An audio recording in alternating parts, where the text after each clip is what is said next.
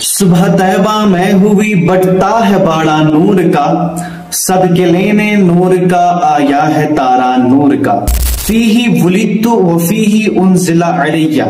مسلم شریف کی حدیث شریف ہے، حضرت ابو قتادہ رضی اللہ تعالیٰ عنہ سے مروی ہے کہ نبی اکرم صلی اللہ تعالیٰ علیہ وآلہ وسلم سے جب سوال کیا گیا کہ آپ سوموار کے روزے کیوں رکھتے ہو، تو آپ نے فرمایا اسی دن میری پیدائش ہوئی ہے اور اسی دن مجھ پر وحی نازل ہوئی۔ تو نبی اکرم صلی اللہ تعالیٰ علیہ وآلہ وسلم نے سوموار کے روزے سے اپنا میلاد خود منایا۔ تو اس سے یہ پیغام ملتا ہے کہ میلاد منانا جائز ہے۔ اور امام عسقلانی حجۃ المحدثین ان سے پوچھا گیا میلاد مصطفیٰ منانے پر آپ کا فتویٰ کیا ہے؟ فرمایا حضور کا میلاد منانا اس حدیث اور سنت رسول سے ثابت ہے۔ امام عسقلانی فرماتے ہیں جب حضور نے خود مدینہ پہنچ کر یوم موسیٰ منایا تھا، حضور نے یوم نوح بھی منایا، حضور نے غلاف کعبہ بھی منایا، تو جب وہ یوم موسیٰ منا رہے ہیں ہم یوم ولادت مصطفیٰ کیوں نہ منائیں؟ اور المعجم الاوسط میں لکھا ہے ان النبی اکا